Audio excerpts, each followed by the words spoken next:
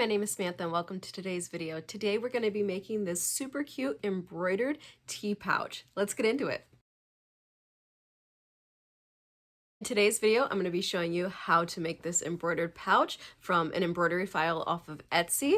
And then on Thursday, what we're going to do is we're going to make all the little goodies inside. So this was my first trial and we're going to make all the tea related goodies. We're going to make a set of 4 coasters. We're going to make a little tea wallet. It holds 4 packs of tea. And then we're going to make a reusable tea pouch for loose leaf tea. And then you sip it in your tea. Also, I have a haul video where we're going to do an unboxing tomorrow, so don't forget to subscribe so you can see that. This is UK fabric from an Etsy shop in Utah. I'm so excited to show you guys. Here we have all of the pieces for our pouch. We have the exterior, the lining, the zipper, and then the box corners. We're going to use these to make zipper tabs. So I'm going to set the lining aside. We don't need that for right now. Right now we need to figure out the embroidery. So this portion right here will be the box bottom. This portion does not come into play right now. So what we're going to do is take one of the lining pieces and we're just going to finger press. We're going to fold it in half only to the box corner line to find our center right there. And then we're going to mark it real quick.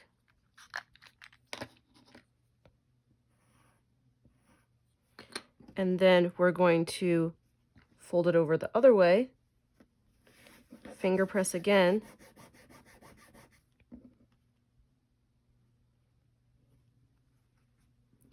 and this will give us our center point. So this right here is where we want our embroidery to be. So it's in the center of the pouch.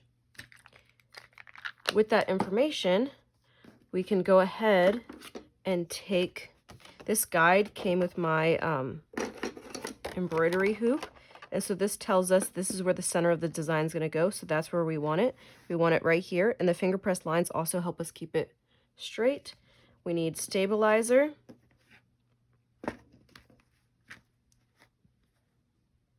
and then we're going to drop it into the loose hoop.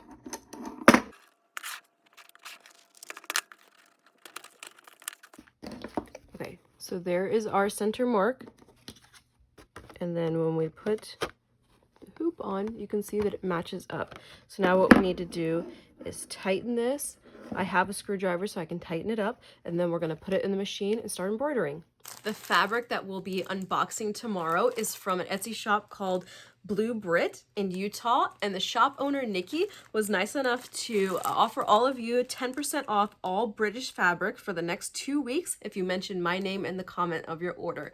So be sure to check her shop out, be sure to subscribe, and you can see what British fabric I bought to make the different goodies on Thursday. Here is the screwdriver so I can go ahead and tighten it because we want it tight but not too tight. So I'm just going to tighten it until there's a little resistance. Right there's good. So it's tight. Now what we need to do is on the Brother SE600, what I'll need to do is change out the foot as well as this tray right here.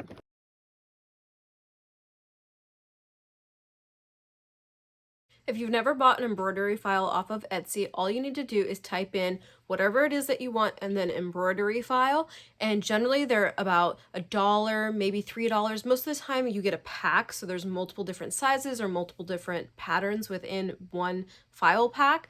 And then you'll purchase it. There's no shipping because it's an electronic digital product, and then you'll go into your orders and you'll hit download. It'll come as a compressed zip file, so you'll need to extract those files, and then you can put those onto your USB for your sewing machine to read and then embroider. We have our hoop, we have our machine plugged in. I have the file on my USB, so we're going to want to click USB. This is the UK flag, teapot, DST. All right, so here are the 3 colors. Something to keep in mind is that you want to change out the bobbin when you change your threads. As you can see here, I use white bobbin and it doesn't look that great. So I need to change out the bobbin with each time that I change the thread.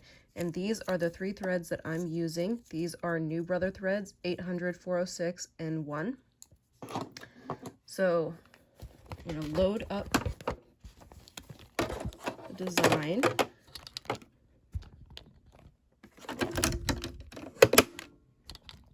And then clicking this will let us see where the area is.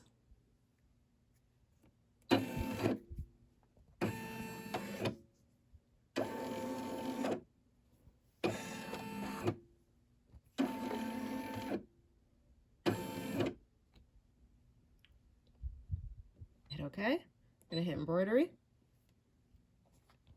So there's 3 colors, and the first color is the dark blue, so these corners, so it's the blue. I'm going to change out the bobbin and the top thread to be blue.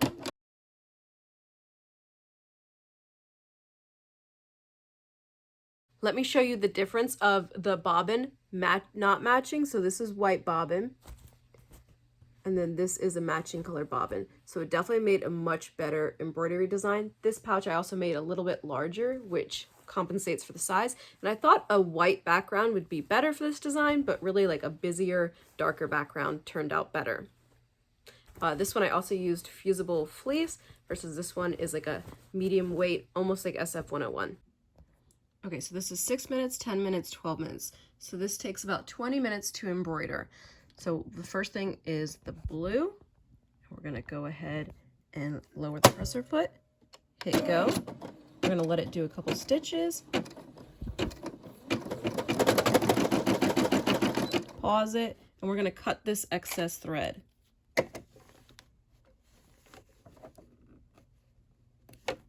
And then we're gonna let it keep going.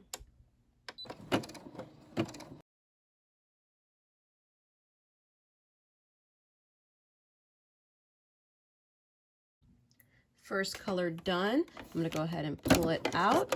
What I need to do is cut these jump threads from when it went to one spot to another, change out the bobbin, change out the top thread, and then go again. I will do a speed up the next 2 colors and then see you when it's done.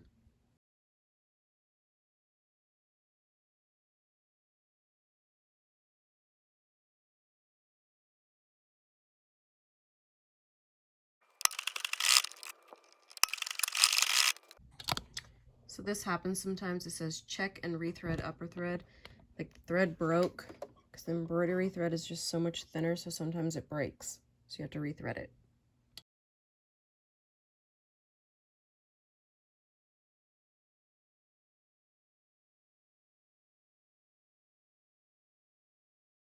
We finished embroidering. 9,865 stitches later, 28 minutes, and 3 colors of thread. Here's our final design. Very cute. I would give this pattern like a 4 out of 5 because I don't like how there are these gaps, but for $3 and you get a bunch of different sizes, a bunch of different patterns or shapes, I really can't complain. But let's go get the other steps done to make this pouch. We need to pop this guy out of the hoop. I'm gonna loosen it up and push. Now I've got tearaway stabilizer here, so that means that I'm just gonna hold it and tear it away. I try to get multiple uses out of my stabilizer, so I'll put another piece down like this and staple it on the side so I can get 2 uses out of it. But here we go. Here is our done product. I need to trim those threads. I have some fusible interfacing here. It's a medium weight. It's not SF101. The shiny side, that is the side that we are going to touch our fabric with. And I cut it slightly smaller, like 1/4 of an inch, just so that when I go to take it to the iron, there's no chance that the stickiness will get on my iron. So we're gonna go ahead and iron this interfacing onto both of the outside pieces, and then we will work on our zipper. I'm also going to put my sewing machine back into normal function. We have the interfacing fused on, so now to the zippers. What I'm going to do is I'm going to open this a bit, and I want to cut off this metal piece as well as this metal piece.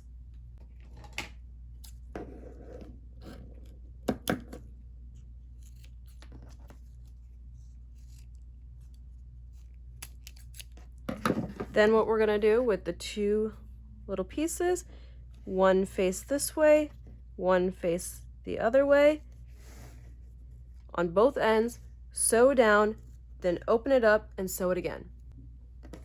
We've got our zipper tabs put on. We're gonna go ahead and trim them.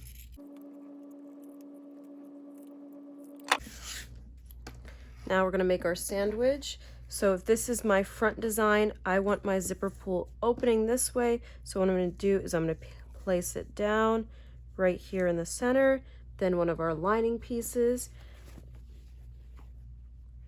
We're gonna stitch this down, then we're gonna open it up and top stitch, and I'll meet you back here.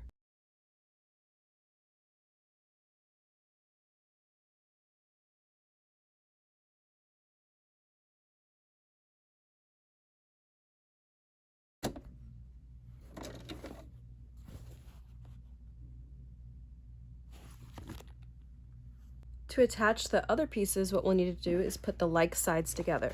So these will touch, and these will touch. And then we're going to do the same thing. We're going to stitch this together, understitch, top stitch.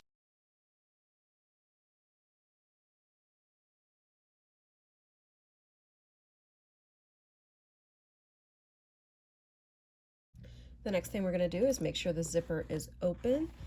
Take the like pieces together, and we're going to sew along the two sides, the two bottoms, but on the interior bottom, you're going to want to sew here and here so we have an opening to turn it. I've got my pieces pinned. I'm going to change out for a regular foot with a regular stitch length.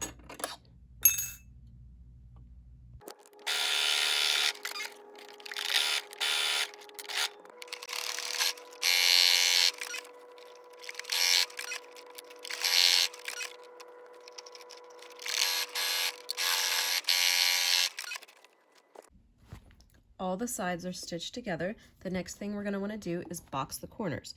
So how we do that is get your finger in the box corner here, and you're going to want to nest the seams. So make one go one way and one go the other. The other option is to open the seams. So if you're here, we're going to do left, then right. So if this one goes right, that means that this seam over here will go right, then left, and you'll do that all the way around, and they will perfectly nest within each other. And we're going to just sew across and back stitch on all 4 box corners.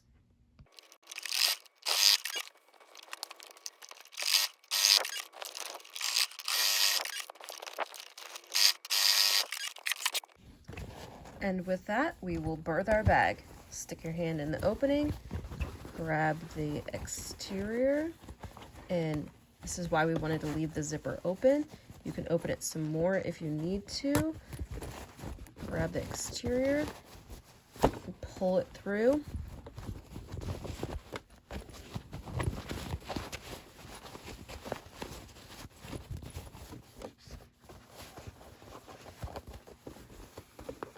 It's a little hard because of how stiff this stabilizer is. Or not stabilizer, interfacing. Just don't rip your seams. And on this opening, I did back stitch on both sides. All right, and I want to pop out all the corners. You can get a chopstick. Look at those beautiful boxes. Oh, look how well that lined up. Okay, so go ahead and finish pulling out all the seams. All the corners. Here's the opening. I like to put a pin at the beginning and the end so that when it's on my table, I know where to start and stop. Here we go. I'm going to go ahead and sew up the opening, back stitching at both ends.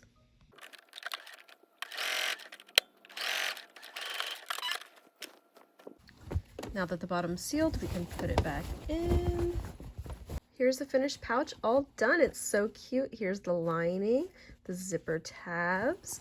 It's so cute, the boxed bottom.